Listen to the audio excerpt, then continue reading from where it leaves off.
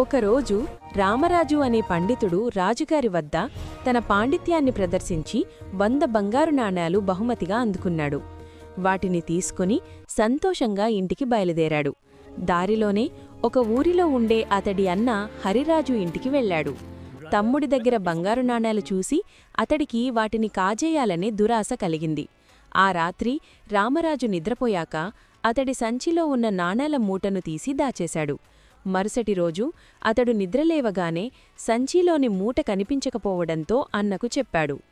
అరరే, దొంగలు కాజేసి ఉంటారు, ఇంట్లో ఇలా ఎన్నడూ జరగలేదు అంటూ నిట్టూర్చారతను. ఆ మాటలను తమ్ముడు నమ్మలేదు సరికదా, అన్నపైనే అతడికి అనుమానం మొదలైంది.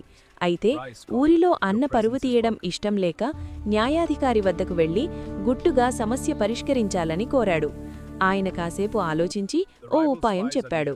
కొద్దిసేపటి తర్వాత ఇద్దరు నౌకర్లు రామరాజు చేతులు కట్టేసి న్యాయాధికారి వెంట హరిరాజు ఇంటికి తీసుకెళ్లారు. హరిరాజుగారు, మీ తమ్ముడు రాజధానిలో బంగారు నాణేలు దొంగిలించాడట. వాటిని ఎక్కడ దాచాడో తెలుసుకునేందుకు మీ ఇంటిని సోదా చేయడం నా విధి. కాసేపట్లో మనుషులను పంపుతాను అని నౌకర్లను అక్కడే ఉంచి రామరాజును తీసుకెళ్లిపోయాడు న్యాయాధికారి. తాను దొంగిలించి ఇంట్లోనే దాచిన నాణేల మూట దొరికితే పరువు పోతుందని హరిరాజుకు అర్థమైంది. వెంటనే మా తమ్ముడు బయటికెళ్లాక ఇల్లంతా మరోసారి వెతికాను. పెరట్లో ఎలుకల కన్నం దగ్గర మూట కనిపించింది. బహుశా ఎలుకలు ఎత్తికెళ్లి ఉంటాయి అంటూ ఆ మూటను తెచ్చి నౌకర్లకు ఇచ్చేశాడు. వాళ్లు దాన్ని తీసుకెళ్లి న్యాయాధికారికి అప్పగించారు.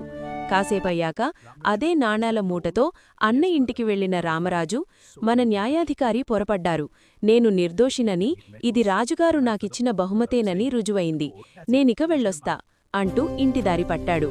తనది కాని సొమ్ముకు ఆశపడి తమ్ముడి దగ్గర చిన్నబోవాల్సి వచ్చిందని సిగ్గుతో తలదించుకున్నాడు హరిరాజు.